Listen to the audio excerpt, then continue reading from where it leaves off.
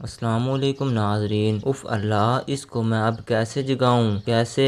اگر بھیجنا ہی تھا تو یہ بھی بتاتی نہ ساتھ کہ یہ معرکہ کیسے سر کرنا ہے۔ زباریہ مہزان کو دیکھتے سوچ رہی تھی جو بیڈ پر آڑا ترچھا ہو کر لیٹا ہوا تھا۔ یہ کس مصیبت میں پھنس گئی ہوں میں؟ ایک تو تائی نے مجھے سب کے سامنے کہہ دیا کہ مہزان کو جگایا نہیں، جیسے روز تو میں ہی اسے جگاتی ہوں نا۔ دل تو کر رہا تھا کہ اسی وقت کہہ دوں، تائی جی آپ کا بیٹا آپ ہی جانے، لیکن سب کے سامنے کہہ بھی نہیں سکتی تھی۔ یہ نرالی منطق ہے تائی کی کہ میں ہی جگاؤں؟ اب بھلا میں کوئی اس کی بیبی سٹر ہوں جو اس کو جگاؤں؟ اور اوپر سے امی کو دیکھو کیسے ایک ہی رات میں پرائی ہو گئی ہیں۔ سمدھن کے سامنے اپنے نمبر بنانے کے چکر میں مجھے پھنسا دیا۔ کیسے کہہ رہی تھی تو دوبارہ چلی جاؤ نا۔ اس وقت سچ میں مجھے یہی فیلنگز آ رہی تھی جیسے مہزان نرسری میں پڑھتا ہو اور کا اسکول ٹائم نکلا جا رہا ہو، جو میں بغیر وقت ضائع کیے اسے اٹھا دوں۔ حد ہوتی ہے کسی چیز کی۔ زباریہ کی جھنجھلاہٹ عروج پر تھی۔ اب کچھ نہ کچھ تو کرنا ہی پڑے گا۔ کچھ سوچتے ہوئے زباریہ مہزان کے قریب پہنچی اور گلا کھنکار کر بولی، ہیلو، تائی بلا رہی ہیں تمہیں ناشتے کے لیے، اٹھ جاؤ۔ مہزان جس طرح زباریہ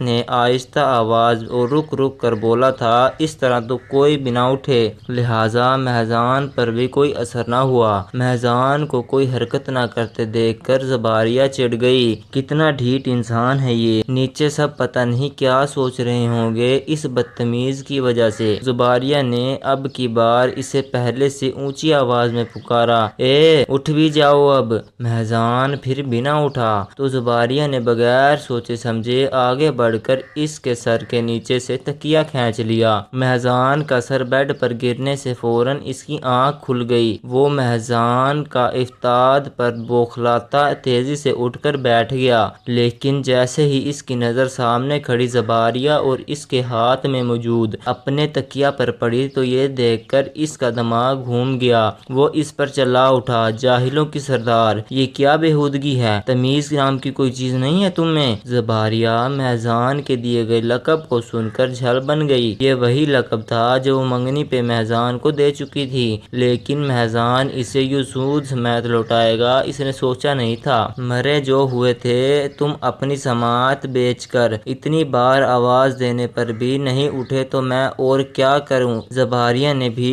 دبدبو جواب دیا، تو عقل کی اندھی اس طرح اٹھاتے ہیں جانوروں کی طرح؟ جانور کو جانوروں کی طرح ہی اٹھاتے ہیں۔ بکواس بند کرو اپنی، آئندہ میں برداشت نہیں کروں گا ایسے الفاظ۔ زباریہ اس بار لب بھینچے خاموش رہی تو مہزان تپ گیا۔ اب بھونک بھی چکو، کیا موت پڑ رہی تھی تمہیں میرے سونے سے؟ مہزان نے اس کے ہاتھ سے تکیہ کھینچا اور دوبارہ سر کے نیچے رکھ کر لیٹ گیا۔ میری طرف سے تم ہمیشہ کے لیے سو جاؤ، کبھی نہ اٹھنے کے لیے مجھے کوئی پرواہ نہیں، لیکن میں صرف تائی جی کے اصرار پر آئی تھی، وہ بلا رہی ہیں تمہیں کہ آ کر ناشتہ ٹھونس لو۔ زباریہ یہ کہتے دروازے کی طرف بڑھی ہی تھی کہ اس کانوں میں مہزان کی آواز پڑی جو بیڈ سے اٹھتے اونچی آواز میں بول رہا تھا، کس منحوس کا منہ دیکھ لیا صبح صبح، اب سارا دن بیکار گزرے گا۔ زباریہ بمشکل اگنور کرتی باہر چلی گئی۔ زباریہ باہر نکل کر ایک سائڈ پر کھڑی ہو گئی۔ مہزان کے سامنے تو اس نے خود کو قابو رکھ لیا تھا اور خود کو کمزور پڑنے نہیں دیا تھا، لیکن باہر آتے ہی اس کے قب سے رکھو آنسو رخساروں پر بہہ نکلے۔ کل رات وہ اسی لیے تو خوفزدہ تھی مہزان کا سامنا کرنے سے، حالانکہ وہ جانتی تھی کہ ایسا زیادہ دیر ممکن نہیں، اور آج جب سامنا ہوا تو مہزان اس کی توقع پر پورا اترا تھا۔ یہی وجہ تھی امی میرے انکار کی۔ میرے اندیشے بے بنیاد نہیں تھے، مجھے پتا تھا کہ وہ مجھے قدم قدم پر یوں ذلیل کرے گا۔ اس نے بے دردی سے اپنے آنسو صاف کیے، کوئی نہیں، میرا کسی نے نہیں سوچا، میں بھی نہیں سوچوں گی، اس طرح منہ توڑ جواب دیتی رہوں گی آئندہ بھی۔ مہزان کے باہر نکلتے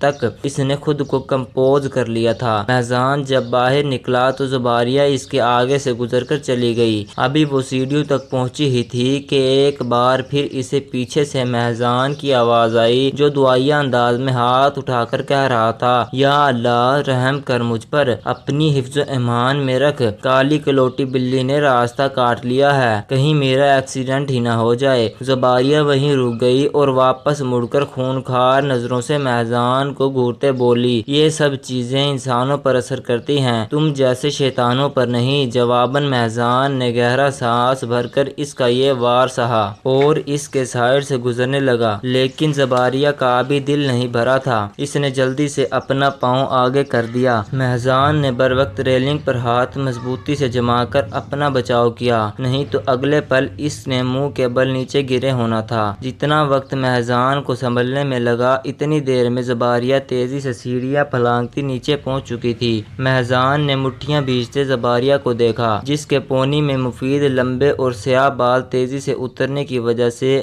آگے کو جھول گئے تھے۔ زباریہ نے ایک ادا سے بالوں کو پیچھے جھٹکا اور پیچھے مڑ کر اسے صرف ایک نظر رک کر دیکھتی آگے کو چل دی، اور مہجان وہیں کھڑا سوچنے لگا کہ میں جو بھی کر لوں زباریہ کی موجودگی میں کبھی بھی بدتمیزی اور بد اخلاقی کا ایوارڈ نہیں جیت سکتا، کیونکہ یہ ایوارڈ بنا ہی خاص طور پر زباریہ فاروق کے لیے ہے۔ سب یاد ہے نا کیا کرنا ہے؟ ماہم نے گاڑی میں دائیں طرف ڈرائیونگ سیٹ پر براجمان عمران کو دیکھتے اسے مخاطب کیا۔ یاد ہے، لیکن یہ تو بتاؤ کہ بدلے میں مجھے کیا ملے گا؟ عمران نے ابرو اٹھاتے سوال کیا۔ دکھا دی نا اپنی اوقات، ایک تو تمہیں بیٹھے بٹھائے تھرل سے بھرپور ایڈونچر کرنے کا موقع مل رہا ہے، لیکن پھر بھی تم خوش نہیں ہو، وہی غریبوں والی سوچ، بدلے میں مجھے کیا ملے گا؟ ارے بھائی تم چل کرنا، ماہم نے تعصب سے اسے دیکھتے جواب دیا۔ اچھا اب بس بھی کرو، ویسے یہ سب کرنے کا مقصد پوچھ سکتا ہوں؟ تمہاری زباریہ اور مہجان سے کیا دشمنی ہے؟ عمران نے اسے کریدا۔ ایک تو تم سوال بہت کرتے ہو، کوئی دشمنی نہیں ہے میری ان سے، بس کافی دن سے بور ہو رہی تھی، کوئی انجوائمنٹ ہی نہیں تھی، تو بہت سوچنے کے بعد میرے ذہن میں یہ آئیڈیا آیا۔ ہو نا، رنگ میں بھنگ ڈالنے کا مزہ ہی کچھ اور ہے،